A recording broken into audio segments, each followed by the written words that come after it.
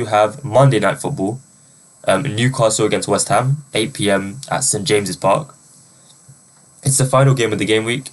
Newcastle were able to break out of a rut of form just before the break by registering back-to-back wins against Nottingham Forest and Arsenal, so two tough fixtures, and that puts them in 8th position.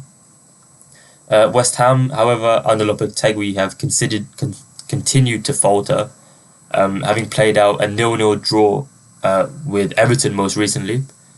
There was very few chances created in that game, which sort of summarised West Ham so far this season. They've just been very flat, lacking balance, lacking consistency. Another thing that makes them quite difficult to bet on has been their lack of a steady lineup. Sort of player minutes hasn't been consistent, so they've been a bit of a tough team to navigate so far. They will have Kudus suspended for this game, but there isn't too much information on the sort of injury reports yet. So again, being on a Monday, still got quite some time to consider information, but we'll go off what we know for now. A trend that marries up nicely for this game is actually that West Ham ranks 2nd in the league for most fouls, and Newcastle have drawn the most fouls in the league. So we're sort of expecting Newcastle to draw quite a few fouls in this one, and West Ham to make quite a few fouls. So a chief contributor to West Ham's foul count so far has been Edson Alvarez. So he's averaging 2.12 fouls over the last 30 games. If we look into this season, he's seen quite a decent uptick under Lopetegui. And he's also already seen 2 red cards. So he was sent off for 2 bookable offences against Liverpool, and he was sent off for 2 bookable offences most recently against Nottingham Forest. So he's a player who is sort of yet to fully adapt. He hasn't been in great form, and his minutes will probably be limited in this game because of that.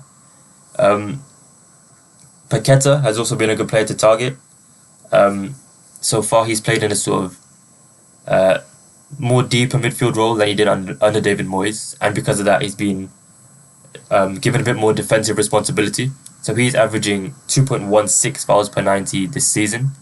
But as I say, the minutes aren't really secure for either of the two players. So they're a tough team to bet on, really. The next sort of matchup to target would potentially be Emerson against Anthony Gordon.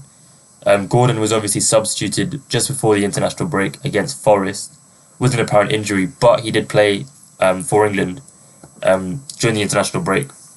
So I would imagine we see a familiar Newcastle lineup with Joe Linton on the left, Gordon on the right, Willock in midfield, Tonali on the bench, Isak up front. The Italian has quite impressive tackle data. He's averaging 3.19 tackles per 90, along with 1.2 fouls per 90. So again, was an ideal matchup against the likes of Anthony Gordon, who will also be supported by Livramento. But I think he's one to target.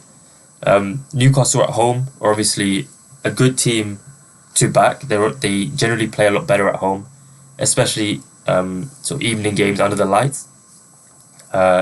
I think they'll dominate West Ham in this game. I think they've been in good form, whereas West Ham just simply haven't. So I do think West Ham will have a fair amount of defensive work to do, and Emerson is a player to target, especially if he has to draw the matchup of Anthony Gordon. But as I say, it is still very early to be taking bets on this game. There's still quite a lot of information to consider in terms of the injury report. And because of that, what I'll be doing is posting a sort of more detailed thread on this game closer to the time, probably on Sunday. So make sure you are following me on there if you're not already. But other than that, that will be all of the games for today.